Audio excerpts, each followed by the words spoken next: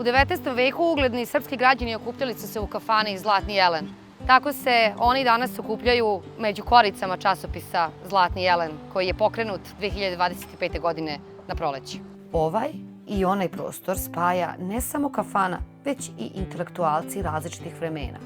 Danas je to jedna nova generacija Srba koja stvara i deluje na prostoru nekadašnje Austro-Ugarske. U ono vreme, jedan od tih intelektualaca bio je i Vuk Stefanović Karadžić. Njegova bista i danas čuva taban i motri na ovu čuvenu kafanu. I uredništvo časopisa izgrađeno je na toj vertikali, od Srbije ka centralnoj Evropi. Pa zato priču započinjamo prvo u Somboru, u razgovoru sa piscem i glavnim i odgovornim urednikom Davidom Kecmanom Dakom. Dako je prvi među jednakima u uredničkom odboru ovog časopisa, jer je ovaj izdavački poduhvat plod trojice intelektualaca koji su poželeli da srpskoj književnosti izvan granica Srbije daju novi glas i veću vidljivost. Njegovi osnivači i urednici, Dragomir Dujmov, Zoran Meseldžija i David Kecman Dako, pokrenuli su časopis sa jasnom namerom da ponovo povežu ono što, kako kažu, nikada nije ni trebalo da bude razdvojeno, maticu i dijasporu. Tako će i naša priča leteti od Budimpešte do Sombora i nazad, prateći liniju kojom je srpska reč kroz epohe putovala od svojih korena ka Srednjoj Evropi. Dobro je, primećuje Dako, da o Zlatnom jelenu govorimo baš ovde u Somboru, u mestu koje je oduvek bilo jedno od najjačih uporišta srpske kulture. Sombor je kolevka srpske periodike, posebno kada je reč o srpskoj periodici za decu. Zahvaljujući tome što je učiteljska škola iz Sent Andreje prije 2 i nešto više decenija vijeka došla ovdje u Sombor zahvaljujući Avramu Mrazoviću, nadzorniku svih srpskih škola u Južnoj Ugarskoj. Došli su obrazovani ljudi i sa obrazovanim ljudima idu prosvetiteljske ideje. Deo tih prosvetiteljskih i obrazovnih i vaspitnih ideja svakako je u časopisima. Časopis je put od onih koji misle i koji pišu do onih kojima je to saznanje sabrano u njihovim knjigama, u njihovim spisima potrebno. Upravo ovdje u Somboru je započela izrada koncepcije časopisa Zlatni jelen, a ideja je sama ponikla u Pešti prilikom naših susreta. Ideja je potekla za novim časopisom od Zorana Meseldžije, to je bila njegova. Ja sam bio malo onako skeptičan, da budem iskren, pa šta će nam još jedan časopis kad imamo jedan živi časopis. Međutim, je bio istrajan. Pre nekih par godina u razgovoru sa Davidom Kecmanom Dakom i Dragomirom Dujmovim došli smo do ideje da se udružimo i da se ideja o časopisu materializuje u vidu izdanja pod imenom Zlatni jelen. 200 godina nakon prvog broja letopisa Matice Srpske zaokružuje se jedno novo poglavlje. Trojica intelektualaca preuzimaju nove uloge. Književnosti daju svež oblik i novi glas. Došlo je nešto, rekao bih, sudbinsko. Prije 200 godina pokrenut je letopis Matice Srpske u Novom Sadu. Nije slučajno časopis taj pokrenut tamo, jer Srbi su želeli da ostave svoje duhovne tragove. A kako ih sačuvati od ništenja? Time što će biti zabeleženi u prostoru gdje ne mogu biti izbrisani. Mostovi se ruše, zgrade se ruše, gradovi se ruše. Mogu biti obnovljeni, ali se reč ne ruši. I ove godine, na jesen, bit će obeleženo 200 godina letopisa Matice Srpske u Budimpešti. Ove godine mi smo pokrenuli prvi srpski časopis, a ne podlistak, nego časopis sa konceptom časopisnom Zlatni jelen. Vidite kako se 2 veka zaokružuju. Kao što i zgrade imaju svoje temelje, tako i Zlatni jelen počiva na trojici urednika. Dujmov vodi tekstove, Meseldžija oblikuje izgled, a Dako daje celini književni pravac. Ugledni arhitekti govore da je najstabilnija ona građevina koja počiva njihovi temelji na ravnostranom trouglu. Svaka strana je jednaka i svaka je potpora. Po ugledu na to i mi imamo taj ravnostrani trougao u Zlatnom jelenu. Dogovorili smo se oko podele uloga, gde bi David bio glavni odgovorni urednik, Dragomir bi bio operativni urednik, a moja uloga u svemu tome je izrada samog časopisa. To je takozvani prelom. Da bi se taj siroj materijal koji dobijemo, slike i tekst, pretvorilo u štampano izdanje. Ja znam ljude koji žive i stvaraju u Mađarskoj. Dakle, ja sam se koncentrisao na taj deo, pošto je to ipak jedan časopis koji izlazi u Budimpešti i prvenstveno se bavi sa ovdašnjim događanjima u književnosti, ali hvala Bogu, zahvaljujući dakle, Davidu Kecmanu i Zoranu Meseldžiji, kao što sam rekao, taj dijapazon se proširio i što je smatram da je jako dobro. Dakle, je postao ne jedan regionalan, nego jedan opšte prihvaćeni književni časopis na srpskom jeziku koji izlazi, da kažem, u Budimpešti, ali obuhvata, kao što sam rekao, možemo reći, ceo svet. Imamo izdavača koji stvara preduslove za objavljivanje časopisa. Imamo čoveka, Dragomira Dujmova, koji je profesor, koji poznaje i stare i mlade stvaraoce sa tla Mađarske. I imate Davida Kecmana Daku, koji je urednik više od 50 godina pojedinih časopisa i sticajem samo godina i tome što čuvam prijateljstvo, imamo saradnike širom svijeta. Imamo i prevodioce sa raznih jezika. I kad to sve saberemo, imamo preduslove da Zlatni jelen bude uvek iznad onih pasa koji ga jure. A da bi bio iznad, da bi opstao i trajao, Zlatni jelen mora da se osvrne i unazad, na velikane na čijim temeljima stoji i današnja književnost. Upravo tu se prepoznaje srž njegove koncepcije, retrospekcija tradicije i živa reč sadašnjosti u neprekidnom dijalogu. Uredništvo Dragomir Dujmov kao čovjek operativac, odnosno i književnik prije svega, koji dobro poznaje, a što je veoma važno, daleko više nego ja i mnogi drugi, i kao profesor prilike stvaralačke na tlu Mađarske u minulom vremenu.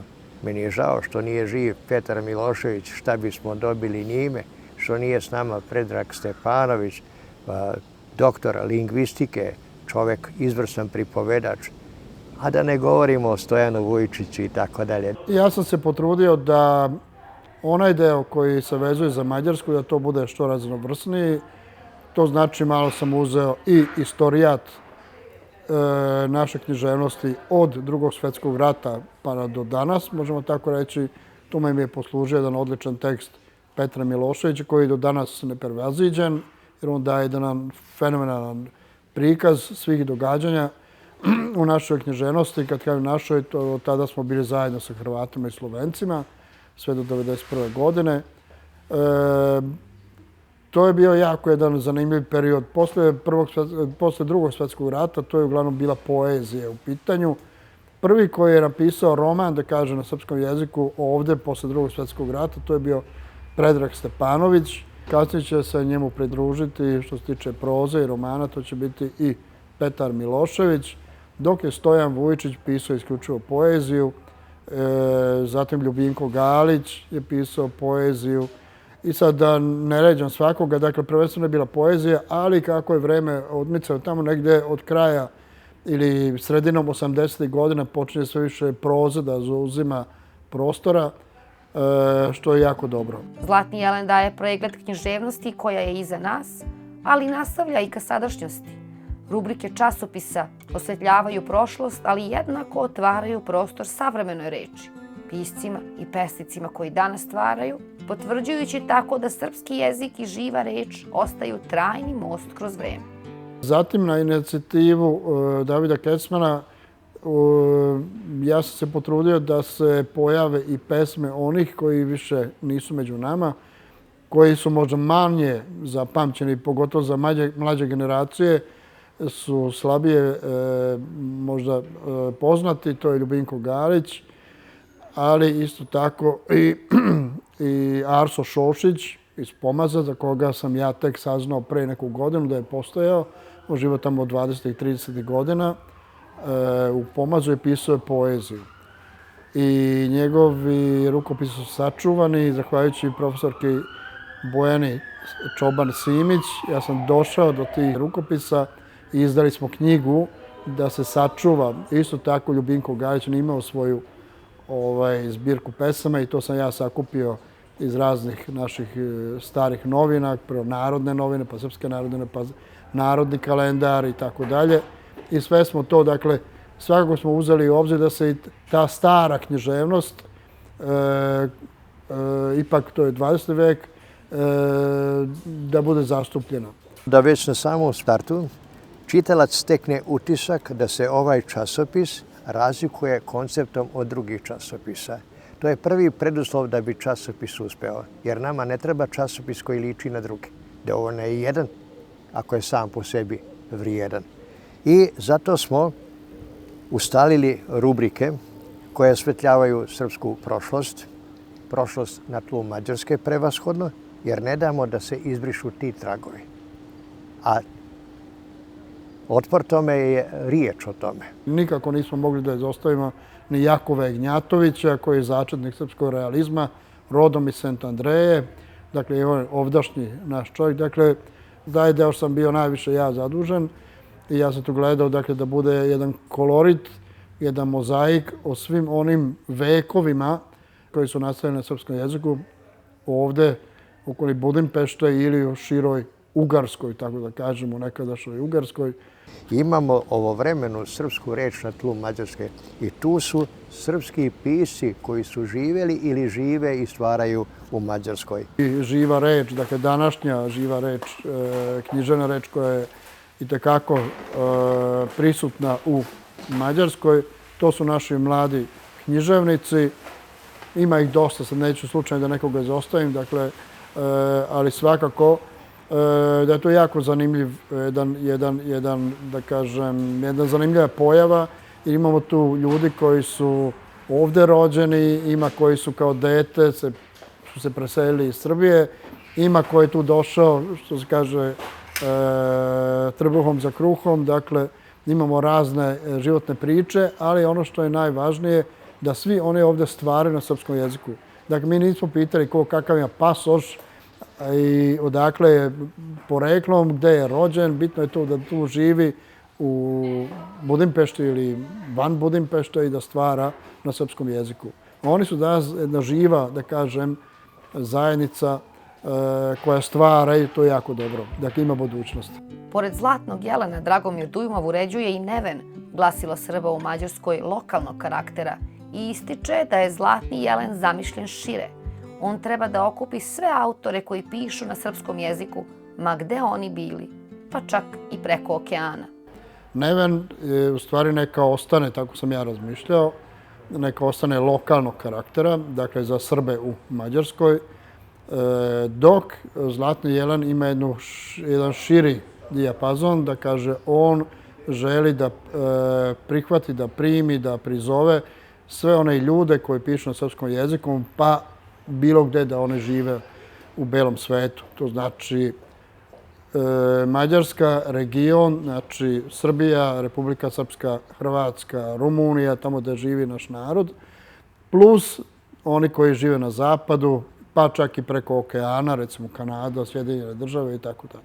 Da bismo bili srpski, a svetski, imamo rubriku Meridijani. Tu su pisci, Srbi koji žive širom svijeta. Naši saradnici, poznanici, ugledni pisci. Mislim da sve ono što se piše na srpskom jeziku, to pripada jednoj univerzalnoj srpskoj književnosti. Mislim da je došlo vreme da se prekine već sa tim nekim odrednicama. Aha, ti si iz Republike Srpske, ti si onda nešto drugo, i ti si iz Mađarske, ti si onda nešto treće i tako dalje.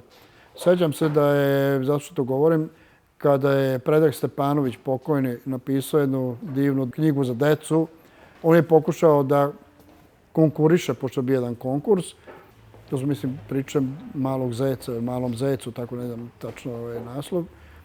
I on je naravno poslao u Beograd i mnogima se to dopalo. Žiri je već skoro izglasao da je on. Onda se neko pametno javio. Dobro, to je bilo pre 25-30 godina. Pa ne može jer on je stranac. dakle, pošto nije Jugosloven, tada je bila Jugoslavija, pa onda on ne može da učestvuje u tome. Dakle, ja sam protiv bilo kakvih podela i zato smatram da i ovaj Zlatni jelen je možda najbolji način koji prikazuje da srpska književnost je jedinstvena, pa bez obzira gde ona nastaje. Može to biti Grenland, može biti Japan. Ako neko piše na srpskom jeziku, ako se smatra da je pripadnik srpske književnosti, onda tu nema šta da pričamo. Predstavljajući rubrike časopisa od poezije i proze do kritike i eseistike, preko prevodilačkih spona i kulture sećanja, David Kecman Dako ističe jednu posebnu rubriku, jedinstvenu u ovom formatu. Imamo prevodilačke spone i već u prvome broju imamo prevod Danila Kiša, prevod poezije Mikloša Radnotija, izvrsnog pesnika. Za razliku od svih drugih časopisa imamo rubriku Kultura sećanja, zahvaljujući profesoru doktoru Bojanu Jovanoviću, a broj završavamo rubrikom Jelenče. Nijedan časopis za takozvane odrasle nema prostor za djecu. Mi imamo. Ako je ovo Zlatni jelen za sve, onda je Zlatno jelenče budućnost. Zlatni jelen ima i svoju internet verziju. Dako je naziva satelitskim izdanjem, onim koje dopire do svakog kraja planete. I dok stižu pozitivne reakcije čitalaca iz različitih zemalja, javljaju se i strahovi za budućnost, jer digitalno danas znači i stalno preispitivanje uloge štampane reči. Sada je 21. vek, znači digitalni vek, gde se sve prikazuju u nekim digitalnim izdanjima, na kompjuterima, tabletima, telefonima, ali papir ostaje papir, znači materijal koji se negde skladišti u nekoj biblioteci, gde će za naredne generacije možda ostati neki pisani trag u tom nekom štampanom izdanju, gde će neko moći da to posle 100 godina uzme u ruke i da ponovo pročita, da se prisjeti tih detalja. Jer digitalni materijal zavisi od struje, od samih internet stranica. Danas postoje, sutra ne postoje. Da li će neki trag negde ostati, snimiti se, to sad ne znamo, ali papir će kao papir i takav u nekoj biblioteci ostati kao trajan zapis.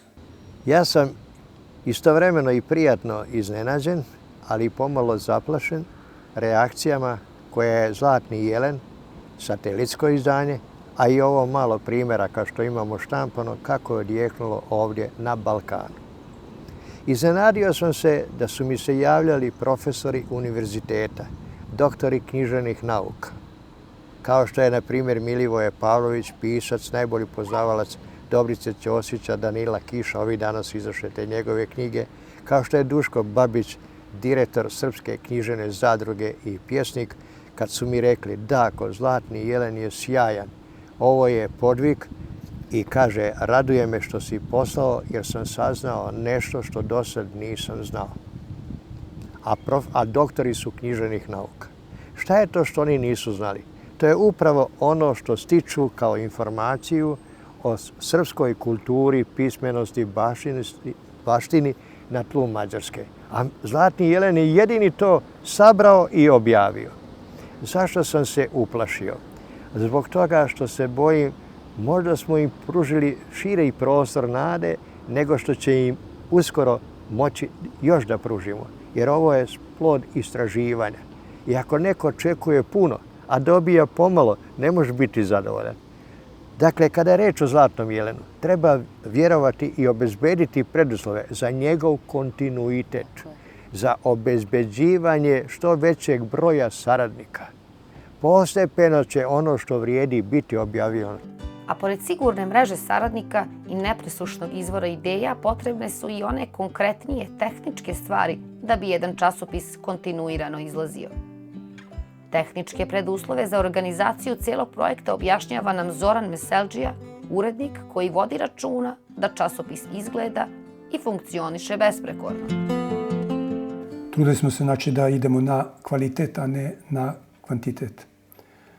Znači, naslovna strana je u koloru, u svetloj foliji, dok je sam časopis štampan, na 135 gramskom materijalu na sjajnom papiru. Ima oko 100 strana i podeljene na tematske celine. Trudili smo se znači, da ispunimo očekivanja čitalaca, a po samim reakcijama na promociji časopisa vidimo da smo u tome i uspeli. Pri organizaciji časopisa morali su biti ispunjeni preduslovi zakonom predviđeni. To znači registracija, to znači sigurna adresa, to znači sigurno uredništvo. Sve je to urađeno. Uloga izdavača je pripala izdavačkoj kući Zid. Za kraj, sagovornici se vraćaju simbolici imena. Zlatni jelen. To je kafana u nekadašnjem Tabanu, okupljalište srpskih građana i pisaca u Budinu. Danas isti taj znak stoji nad časopisom. On je i poziv na susret, ali i podsjećanje da književnost ima svoje uporište, a Budin uvek otvorena vrata za srpsku reč. Tu je bilo više imena u opticaju. Da. S tim da, znači, Dragomir i ja smo seli i onda smo otprilike prešli nekoliko od tih imena, pročitali ih naglas i razmišljali o tome koje bi ime najbolje predstavilo nas Srbe ovdje u Mađarskoj. Za koji termin ili izraz ili naziv Srbi najviše znaju, to jest čuli su za taj pojam ili naziv, tako da smo na kraju došli do tog imena Zlatni jelen, gde svi znaju, znači, da su naši slavni srpski preci boravili u toj kafani, gde su okupljali i provodili izvesno vreme. Znači, to je bio i Vuk Stefanović Karadžić, Nikola Tesla i ostali poznati Srbi iz Mađarske koji su živjeli ovdje i oni su svraćali u tu kafanu. Kad dođete u Budim, kad dođete ispred Zlatnog jelena, vidjet ćete onu tablu. Zlatni jelen, evo ga ovdje, propeo se. Bježi od zveri. Ovo su psi zveri. Skače. On je između neba i zemlje. Oni kidišu, kao što vreme kidiše. Vreme i bure i silne oluje na sve dobronamjerne ljude. Ljude koji nemaju druge odbrane osim svoje lijepe misli, osim vjere, nade i ljubavi prema životu. Dakle, to trojstvo funkcioniše. Zlatni jelen danas stoji kao znak kontinuiteta između prošlosti i sadašnjosti, između Budimpešte, Srbije i cijelog sveta, između tradicije i novih glasova.